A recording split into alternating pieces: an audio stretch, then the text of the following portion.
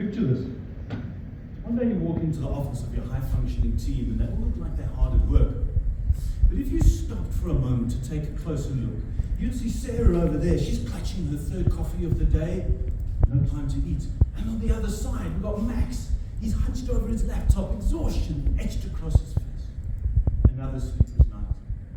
But you're unaware of this, so you walk into your office. Getting your email, there's one from Max. He's quit.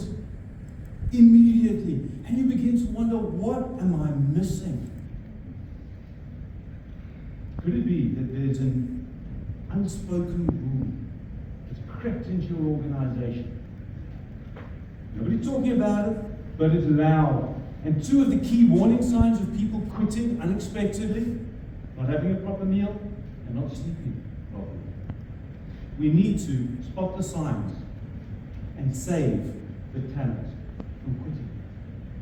I know all about quiet quitting. It was back in 2018. That was me. It's been many years I've been running a high-functioning team, and I began to find when I woke up, I had this heaviness in my body. My brain was shrouded in this fog.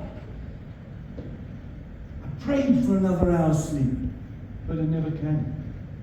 I was far worse than tired, and it was absolutely far past exhaustion. You may recognize this in yourself, or maybe even some of your team. Now, we often call this term burnout.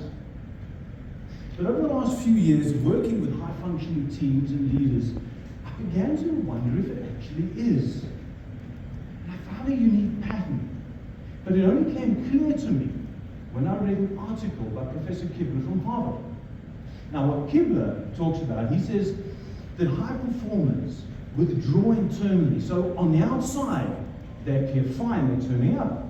But internally, they're slowly disengaging. And so one day, unexpectedly, they quit.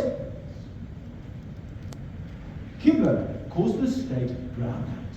And he warns that brownout is a highly negative and contagious place to be. Perhaps you've noticed how negativity can spread so easily through your teams. Well, back then, in 2018, I didn't know what burnout was or brownout. I just knew I had to get the hell out. So we need to spot the signs and stop the slide and save your talent. So you may ask, Tim, what do we do about this? Well, here's the great news. What's the good news in this? Just as brownout is contagious, so is well-being. And it begins with your team knowing what's in it for me. Not what is my job, but why am I actually here? And is what I'm doing aligned to my purpose? So to help with this very personal, challenging experience, I've created a seven-stage framework to take teams from brownout back to well-being in a matter of months. And you know what my secret fast-track ingredient? Breath work! You weren't expecting that, were you? You see, I use breathing techniques as the catalyst to create a state of emotional change. And from there, people have more peace and more clarity. And WIFM becomes clear. So the way that I see this is you all have a choice.